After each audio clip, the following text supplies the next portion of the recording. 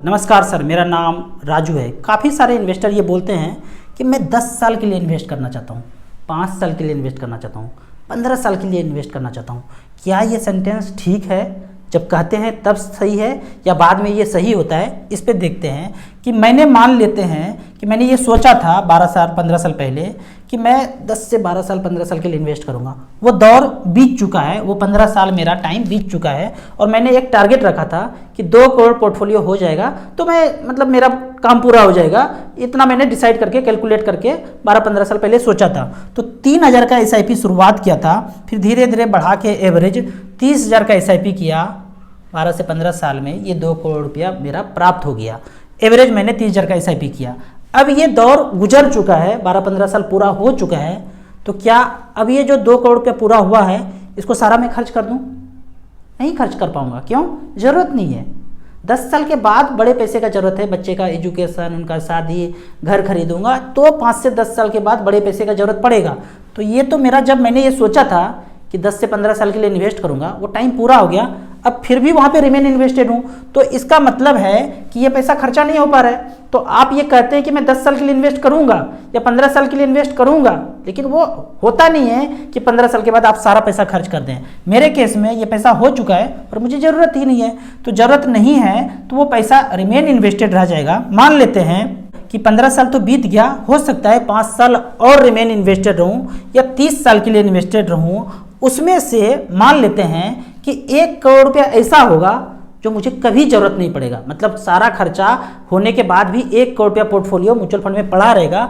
उस 1 करोड़ को देखते हैं, कैलकुलेट करके देखते हैं कि वो पड़ा ही रह जाए। वन टाइम में गया StarSIP.in के कैलकुलेटर में, बिना लॉगिन किए हुए इस कैलकुलेटर को टच किया। SIP one time pension option है, वन टाइम में गया, 1 करोड़ लिखा। 20 साल के लिए वो ज़रूरत ना पड़े, वहीं पे पड़ा रहे और 15% के रेट से अगर डिलीवर करे, हमने जो स्मॉल कैप मिड कैप में पैसा रखा है, 1 करोड़ का वैल्यू होता है 16 करोड़ 36 लाख रुपया।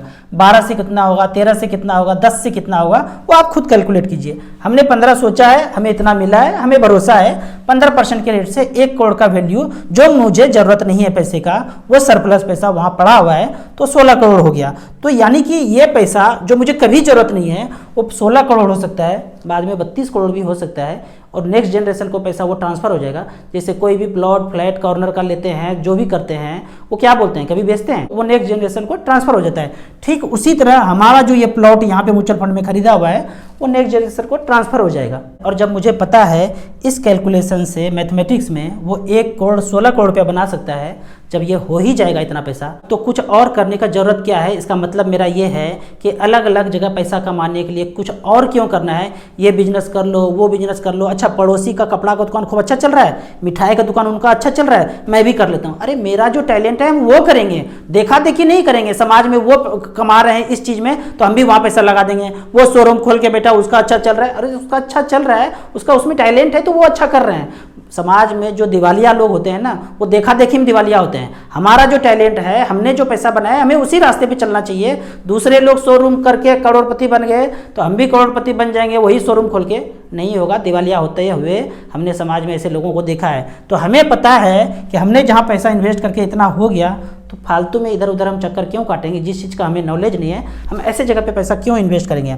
इसको मैं दूसरे अर्थ से समझाता हूँ कि आपने ये सोचा कि 10 साल 15 साल के लिए इन्वेस्ट करूंगा, उसके बाद पता नहीं क्या होगा, आपने वो क्लियरिटी रखा नहीं और ऐसे सोचा कि 10 साल 15 साल के लिए करूंगा। मैं आपको दूसरे शब्दों में समझाता हूं कि आपने टाइम पास करने के लिए एक लड़की के आगे पीछे चक्कर काटने लगे। हम सब लोग अपने ज़िंदगी में 10th 12th में ऐसा किए हैं कि टाइम पास करने के लिए चक्कर काट रहे हैं, पर टाइम पास करते करते करते करते धीरे धीरे उसी लड़की से प्यार हो जाता है। और जब प्यार हो जाता है ना, 4-5 साल ये प्यार चलता है, नौकरी पेशा होने के बाद, बिजनेस में सेटल होने के बाद उसी से शादी भी हो जाता है। और जब शादी हो जाता है तो लॉन्ग टर्म रिलेशन बन जाता है।